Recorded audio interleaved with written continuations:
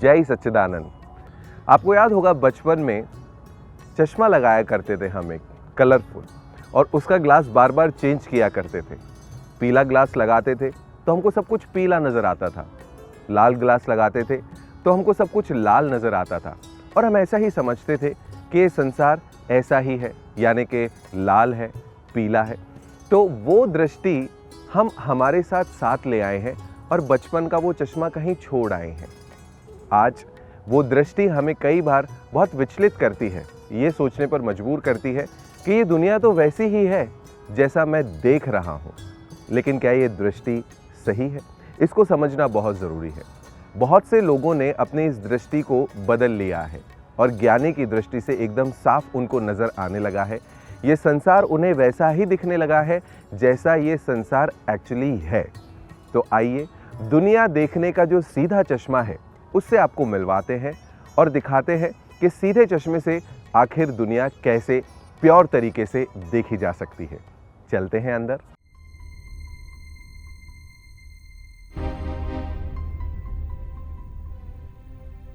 Sir sir sir please help me sir. हाँ भाई, help करने ही बैठे हैं। शांति रखो, इतनी जल्दी क्या है?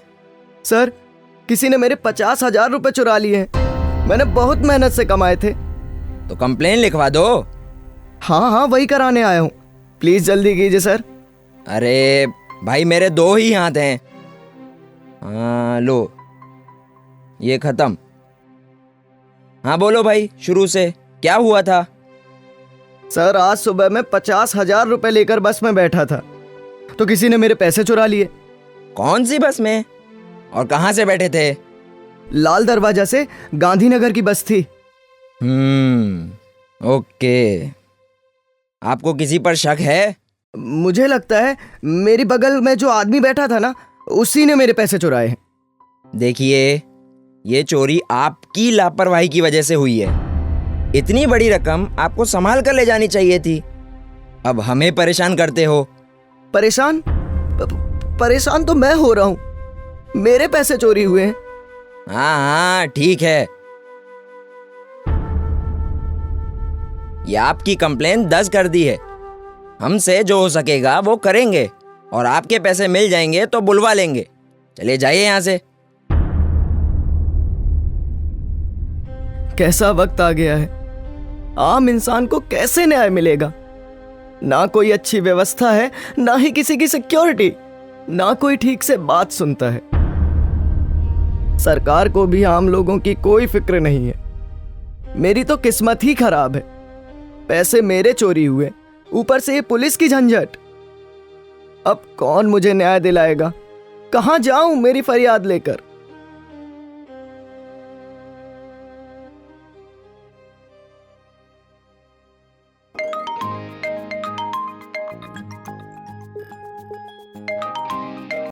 हेलो हेलो, आपके पैसे चोरी हुए हैं।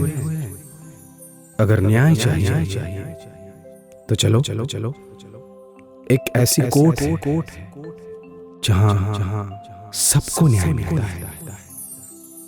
तो चलोगे मेरे साथ? हाँ, क्यों नहीं, मुझे न्याय चाहिए। मैं आपके साथ आऊंगा।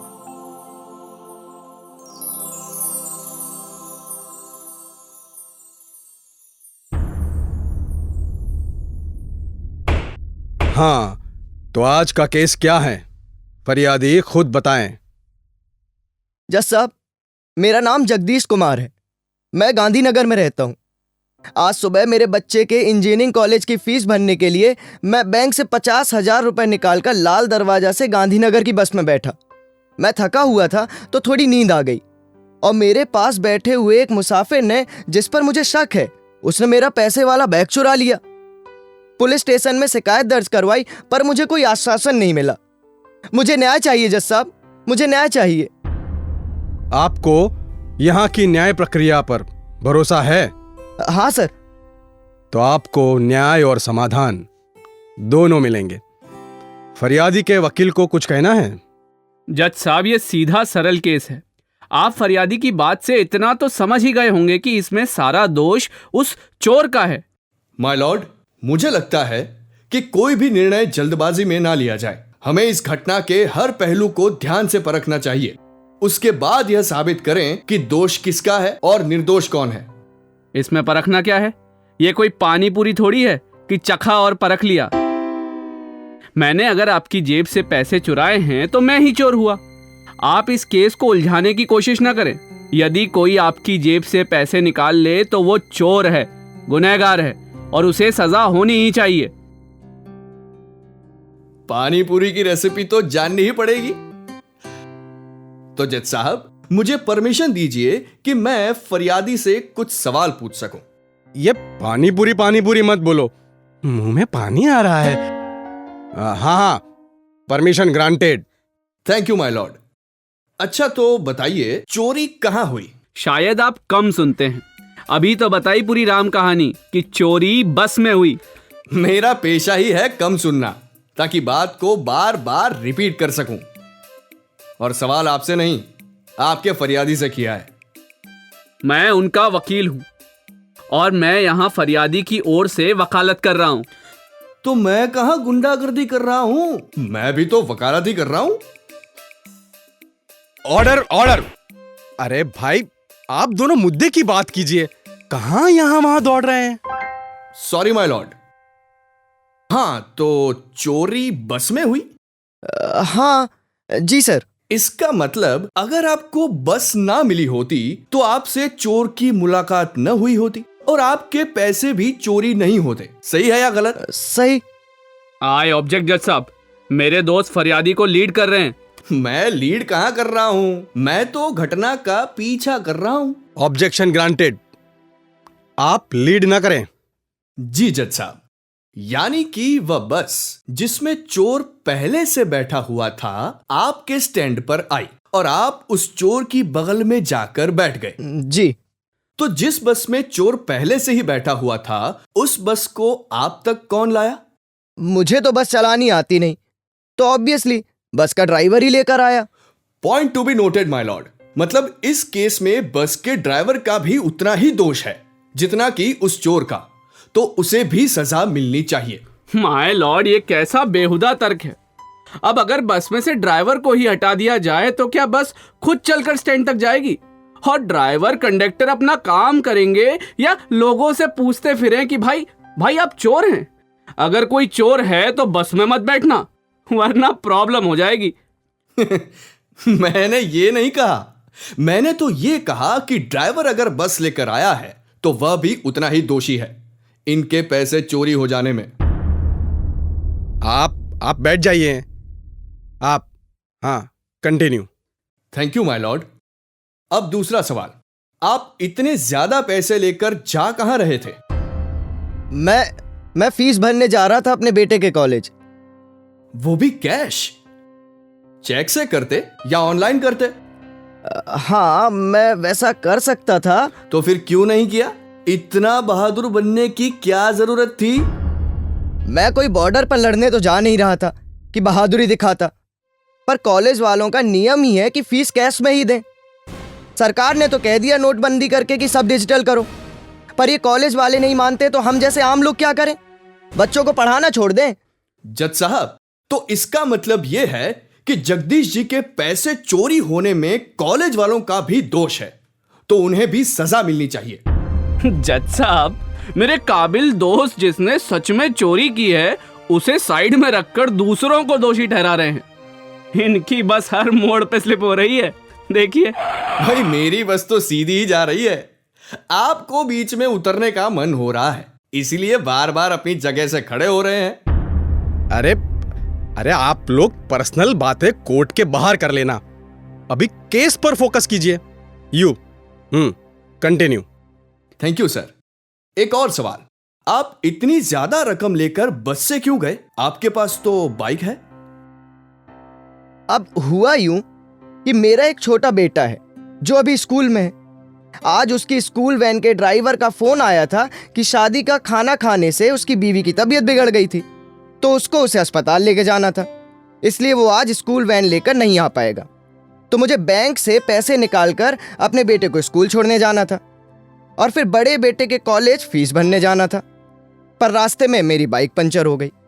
मैं पंचर वाले के वहां गया तो उसकी दुकान बंद थी और आसपास कोई दुकान भी नहीं थी और मुझे देर हो रही थी, तो मैंने अपने भाई को फोन किया। हम तीनों उसकी बाइक पर बैठ गए। मुझे देर हो रही थी तो मैं पास वाले बस स्टैंड पर उतर गया और वो मेरे बेटे को लेकर उसके स्कूल छोड़ने चला गया। मतलब यदि आपका भाई आपके साथ आया होता तो ये चोरी नहीं होती, राइट?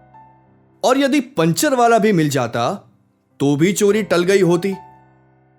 तो फिर मैं अपनी ही बाइक से जाकर सारे काम कर लेता और मुझे अपने भाई को भी नहीं बुलाना पड़ता। और यदि छोटे बेटे को स्कूल छोड़ने नहीं जाना पड़ता तो मैं उस रास्ते से ही नहीं जाता और पंचर भी नहीं होता और चोरी का तो सवाल ही नहीं उठता साहब। तो इसका मतलब ये कि उस दिन यदि ड्राइवर की पत्नी ने शादी का खराब खाना नहीं खाया होता तो वो बीमार नहीं होती और ड्राइवर को छुट्टी लेनी नहीं पड़ती, आपके बच्चे को स्कूल छोड़ने नहीं जाना पड़ता, आपकी बाइक का पंचर नहीं होता, पंचर वाले का अपनी दुकान बंद रखना, आपके भाई को भी आना नहीं पड़ता और ऊपर से कॉलेज वालों का नियम कि कैश में ही फीस लेंगे। जज साहब, जगदीश जी के पैसे चोरी होने में कहीं ना कहीं इन सभी का कम या ज्यादा दोष तो है, मतलब ये सभी दोषी हैं। जज साहब, बीच में बोलने के लिए माफी चाहता हूं, पर ये मेरे काबिल दोस्त सभी को दोषी ठहरा रहे हैं। अब इनका बस चले तो ऐसा भी कहने लगेंगे कि जो दो लोग शादी कर रहे थे उन्होंने उसी दिन शादी क्यों रखी, और रखी तो मुहूर्त जगदीश जी से पूछकर रखना चाहिए था। तो उस पंडित का भी दोष है जिसने ऐसा घटिया मुहूर्त निकाला। और चलो, मुहूर्त के लिए नहीं पूछा तो कोई बात नहीं, शादी में जिन्होंने खाना बनाया उन रसोइयों के रेफरेंस भी जगदीश जी से पूछकर तय करने थे, ताकि अच्छा रसोइया मिलता जिसका खाना खाकर वैन ड्राइवर की पत्नी बीमार नहीं होती और वैन ड्राइवर अपनी पत्नी के लिए छुट्टी नहीं लेता। जिसने चोरी की है उसके बारे में तो कुछ भी नहीं बोल रहे हैं मेरे काबिल दोस्त, और पूरे के पूरे जगत को दोषी साबित करने में लगे हैं। तो क्या सभी को सजा दें? हाँ, यदि चोर को ही सजा देनी है तो सिर्फ चोर को ही क्यों? इस घटना के लिए जितने भी लोग जिम्मेदार हैं उन्हें भी सजा मिलनी चाहिए। यदि इनमें से कोई एक भी संयोग नहीं होता तो क्या चोरी हो सकती थी? अरे आप तो दूसरे लोगों का दोष निकाल रहे हैं, और जिसने चोरी की, नियम और कानून का उल्लंघन किया, उसका दोष नहीं देख रहे। क्या आपको चोर के अलावा बाकी सभी लोग निर्दोष दिखाई दे रहे हैं? मुझे क्या, सभी जो यहाँ बैठे हैं उन्हें इस केस में सिर्फ चोर ही दोषी लग रहा है, और मैं ये साबित कर सकता हूँ। हाँ तो कीजिए, आपको किसने रोका है? मुझे कौन रोक सकता है? मैं वकील हूँ। तो मैं भी वकील ही हूँ, कोई ढोल पीटने वाला नहीं। हाँ, अभी तक तो आप ढोल ही पीट रहे थे। Order order. आप दोनों क्यों पर्सनल हो जाते हैं? पर्सनल इमोशंस को छोड़कर केस पर ध्यान दीजिए। सॉरी जज साहब। हाँ ठीक है, अब आप अपनी दलील पेश कीजिए। जज साहब, उस रसोइये को थोड़ी ना पता था कि उसका बनाया खाना खाकर ड्राइवर की पत्नी बीमार हो जाएगी, और ड्राइवर को भी कहाँ पता था कि उसकी पत्नी बीमार होने वाली है, तो उसे छुट्टी लेनी पड़ेगी। उसे तो दोनों ओर से नुकसान हुआ, उस दिन की कमाई भी गई और पत्नी के इलाज का खर्च भी देना पड़ा। तो क्या उन्हें निर्दोष साबित करना है? साबित नहीं करना, वे हैं ही निर्दोष। वे तो सिर्फ निमित्त बने हैं इस घटना के, जिन्हें इस घटना से लेना देना भी नहीं। तो फिर उनका छोटा बेटा जो स्कूल में पढ़ता है, वो भी निर्दोष ही है। उसे स्कूल जाना था, स्कूल नहीं जाता तो उसकी पढ़ाई बिगड़ती, टीचर डांटते वो अलग। अब उसके पिता छोड़ने जाए या स्कूल वैन, उसे क्या फर्क पड़ना था? वो भी निमित्त है, दोषी नहीं। तो फिर पंचर वाला, ड्राइवर और इनका भाई, वे सब निमित्त ही है क्या? हाँ बिल्कुल। पंचर वाला रोज सुबह 9 बजे ही अपनी दुकान खोल देता है। अब उस दिन किसी वजह से देर हो गई तो उसका क्या दोष? उसे थोड़ी ना पता था कि जगदीश जी की बाइक उसी दिन उसी समय पंचर होने वाली है। उनके भाई ने तो उनकी मदद की ताकि उनका काम समय पर खत्म हो। अब ड्राइवर की भी बेचारे की अपनी निजी मजबूरी थी। उसने क्या शौक से छुट्टी ली थी? जज साहब, ये सब निमित्त बने हैं। उन्होंने चोर से चोरी करने का कमीशन तो नहीं लिया, तो फिर वो सब दोषी कैसे हुए? तो आप ये मानते हैं कि चोर के अलावा बाकी सभी लोग निर्दोष हैं? हाँ, मानता भी हूं और साबित भी कर दिया। हाँ, पर अभी फैसला नहीं हुआ है। वो भी हो जाएगा। हाँ, वह तो हो ही जाएगा। जगदीश जी, क्या आप भी यही मानते हैं जैसे मेरे काबिल दोस्त मानते हैं? हाँ, मैं भी यही मानता हूं, क्योंकि चोर ने चोरी के इरादे से ही चोरी की थी, स्वतंत्र रूप से, जबकि बाकी के लोग तो सिर्फ निमित्त हैं। इनमें से कई लोगों को तो इस घटना और इस केस का अंदाजा भी नहीं है। मैं मानता हूं कि सिर्फ चोर ही दोषी है। ओके, तो मुझे यह बताइए कि उस दिन आपके साथ बस में और लोग भी सफर कर रहे थे, तो चोर ने उन्हें क्यों नहीं लूटा? आपको ही क्यों? मान लीजिए कि उस दिन आपके पास पैसे नहीं होते तो क्या होता? अगर मेरे पास पैसे ही नहीं होते तो अगर पूरी बस भी चोरों से भरी होती तो भी मेरे पैसे चोरी नहीं होते। तो फिर चोर को कैसे स्वतंत्र कह सकते हैं? क्योंकि उसने भी संजोगों के अधीन ही काम किया, इसीलिए चोर भी परतंत्र ही है। उसमें वो कैसे दोषी हो गया? पर जज साहब, इन सब में चोर ही मुख्य किरदार है। अगर वो ही इस सब घटना में नहीं होता तो चोरी ही नहीं होती। जगदीश जी, इसमें से एक भी संजोग नहीं मिलता तो चोरी नहीं हो सकती थी। जैसे चोरी होने में बाकी सभी लोग निमित्त हैं और निर्दोष हैं, वैसे ही चोर भी एक निमित्त है और निर्दोष है। चलिए एक बार मान भी लूं कि चोर निमित्त है, निर्दोष है, पर इनके पैसे गए, नुकसान हुआ, केस करना पड़ा, मतलब कोई तो दोषी होगा ही। किसी की भी गलती तो होगी ही ना। पैसे किसके गए? मेरे। सबसे ज्यादा दुख किसे हो रहा है? मुझे। तो मतलब आप ही दोषित हो। वाह साहब, वाह। मतलब मालिक भी मैं, पैसे भी मेरे, चोर भी मैं, चोरी भी मैंने की, दुखी भी मैं, सब कुछ मैं। मतलब आप तो मुझे ही दोषी साबित करने में लग गए। हाँ, क्योंकि जो बीज आपने बोया था उसी का आज फल आया है। बीज? बीज? सर, मैंने पूरी जिंदगी ईमानदारी से काम किया, मेहनत की, किसी के लिए भी गलत नहीं सोचा और ना ही कभी किसी का बुरा किया। सबसे अच्छा व्यवहार किया, दूसरों की मदद की, फिर भी मेरे ही साथ ऐसा क्यों? अच्छा, ठीक है। तो एक काम कीजिए जगदीश जी, आप यहां पर आम का पेड़ उगाकर उसी का फल अभी खिला सकते हैं। आप ऐसे इस परिस्थिति में मेरे क्लाइंट का मजाक नहीं उड़ा सकते। आप कंटेम्प्ट ऑफ कोर्ट कर रहे हैं। मैंने किसी का मजाक नहीं उड़ाया, मैं बस दोष निर्दोष साबित करना चाहता हूं। कैसे? कोर्ट में आम का पेड़ उगाकर? हाँ? अरे, यदि आपको आम से नफरत है तो बादाम उगा लेते हैं। ऑर्डर। यहां इस कोर्ट में कोई प्लांटेशन नहीं करना है, केस पर बने रहें। Thank you my Lord. हाँ, तो क्या आप यहां पर आम का पेड़ उगाकर उसी का फल अभी खिला सकते हैं? अरे सर, इतनी जल्दी ये कैसे हो सकता है? मुझे इसके लिए बीज चाहिए, जमीन चाहिए और भी बहुत कुछ, और फिर 5-6 साल लग जाएंगे ये काम को उगने में। चलिए ठीक है, तो मैं आपको बीज के अलावा सब दूंगा, फिर तो उग जाएगा ना पेड़। अरे बीज के बिना कैसे कोई पेड़ उग सकता है? एग्जैक्टली माय लॉर्ड, जैसे किसी पेड़ को उगाने के लिए बीज की जरूरत है, उसी तरह इन पर जो दुख आया है उसका बीज कभी ना कभी कहीं ना कहीं तो गिरा ही होगा, तभी वे आज इस दुख के रूप में आपको फल दे रहा है। इसका मतलब आपको अपने ही कर्म बीज का फल मिला है। बाकी सब तो निमित्त हैं, चोर भी निमित्त है।